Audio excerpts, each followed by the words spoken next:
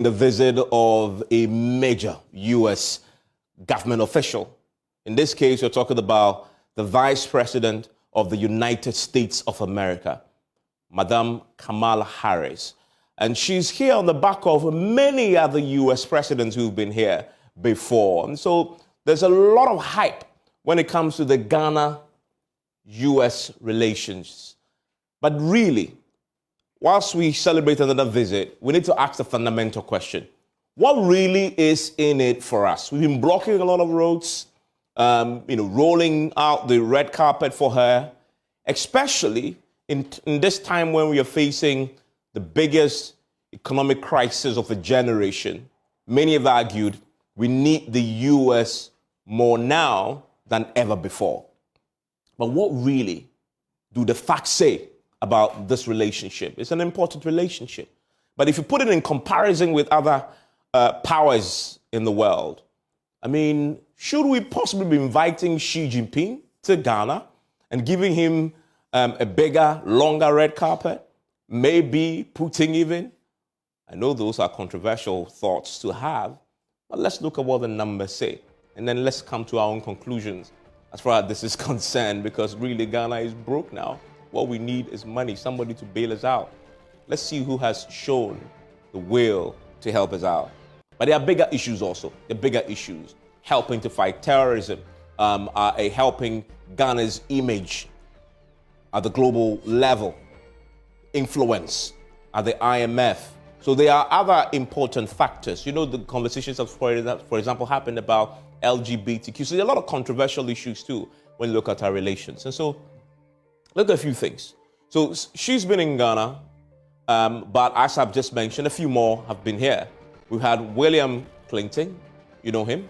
Bill Clinton was here. And I remember I was in Saito then when Bill Clinton arrived, 1998. I was just about finishing my junior high school in the Dabraka. And then they told us we have to go and queue by the roadside. They gave us Ghana flags and the flag of the United States. We're waving whilst Bill Clinton passed, and I believe I saw him in the car, very close up. I was a kid in my Saito, very proud Saito and Dabraka, waving, standing in the sun, and enjoying the fact that I'm seeing Bill Clinton. So that's it in 1998. I remember that very well. And then, of course, we have George Bush also came in.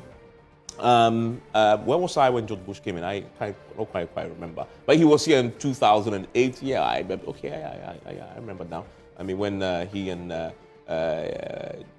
before, and no wonder we named George Walker Bush Highway. So that's an important relationship. That highway that I use every morning on my way to work and back home, named after him, rightly so. We'll tell you why, because of huge amounts of money they pump into infrastructure. But talking about infrastructure, there's some other country, another superpower, who would lay claim to the title in terms of a relationship with Ghana. Barack Obama, that famous one, 2009. So that's an interesting one, right?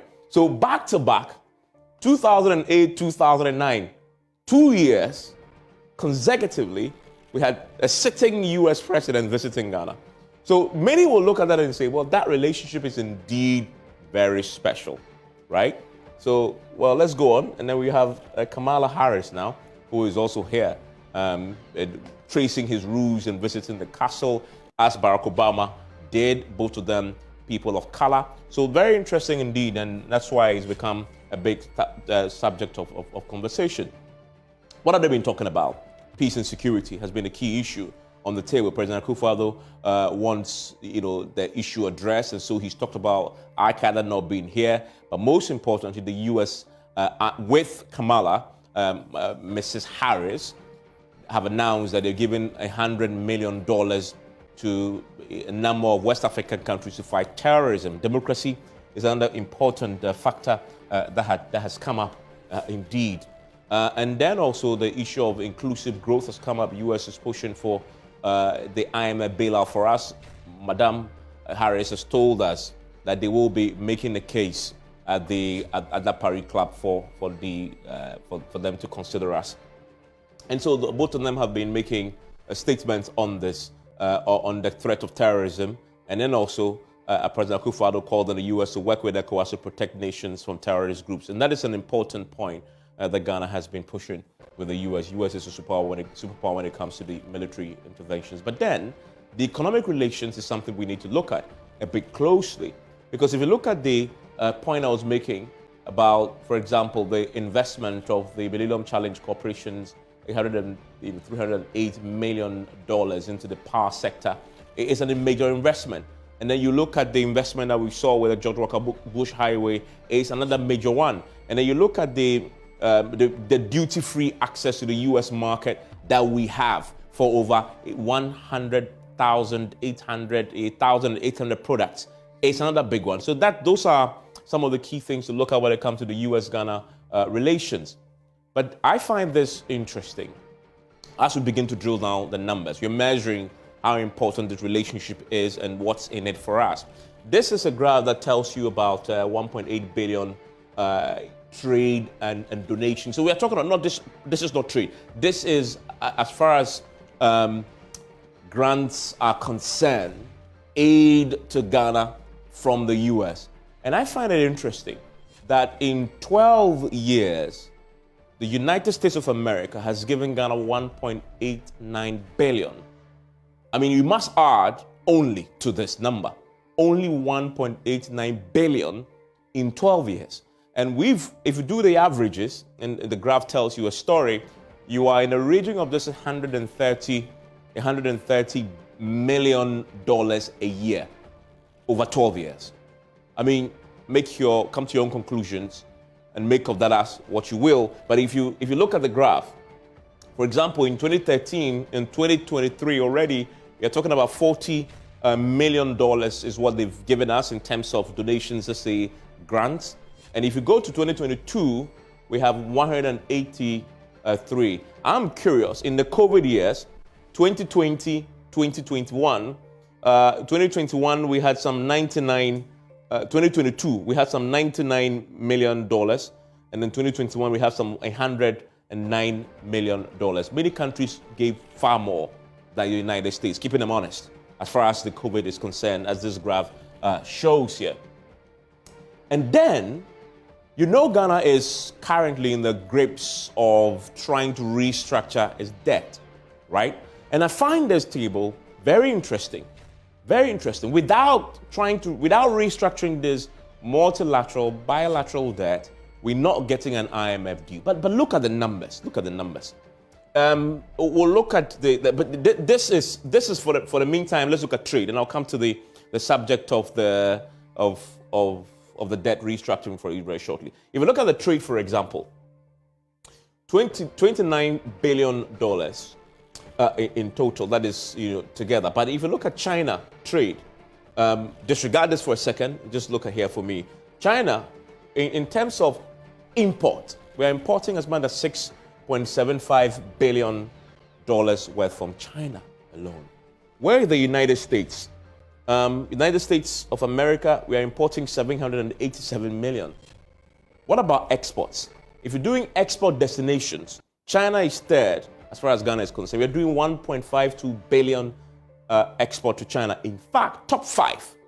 United States is not even in the top 5 when it comes to our export destinations. Although, as I said, we have this trade partnership with them, a market for us. So that should tell you a story. So you're asking yourself, if you look at these numbers, right? Import, China is leading significantly. Export, China is leading again in terms of relationship with us. Who are you rolling the red carpet for? If you're looking at pure numbers. But in geopolitics, it's not only about the numbers. But for a country in the debt crisis, broke, there's a strong argument to be made that we possibly should be inviting Xi Jinping, right? $6.75 billion, right? And in terms of import, and then a lot more in terms of exports. United States doesn't even come in here when it comes to export destinations. And so that tells the story. And then the debt restructuring. That's why I asked you to disregard there for that slide. This particular title applies to this particular detail and numbers. And this is interesting. China, in terms of our exposure, debt to countries. China, our exposure is 1.7 billion. The Paris Club, there are 22 members of the Paris Club, and this is what I want you to look at. including the United States, 22 countries, permanent members, together is 1.9 billion. China alone, money that they give us, loans that they've given us, amounting to 1.7 billion. So that should tell you a story. It should tell you how China is really the benefactor when it comes to helping Ghana deal. Look at the infrastructure that we've seen. They built the defense ministry for us. They helped us with, So the argument has to be made. What really is in this relationship with the United States for us? And I'm going to get the experts to look beyond the numbers, maybe, because if I'm looking at the numbers, I'm thinking that maybe we should put in a call to Xi Jinping to come to Ghana and let's see if we can give him a bit more of, some treat here and there to see if they can increase this for us, because US doesn't do much when it comes to helping us out in monetary terms to deal with our poverty, right? They try, but China is doing far more. So that's the story there. And then the key questions with my guest when we return. Samuel Kujita Blakwa is here with me in the studio. Via Zoom is Professor of Economics, Professor Godfrey Bokwing, because this is a big matter for us. Economics are important because of the current crisis. We'll talk to him about it too. How much should we be getting from this US? And isn't that a big deal? I mean, they say they'll help us with the IMF, but really, how much of a big deal is that to help with our problems? And then we'll talk to the international relations expert also. Stay with me after this.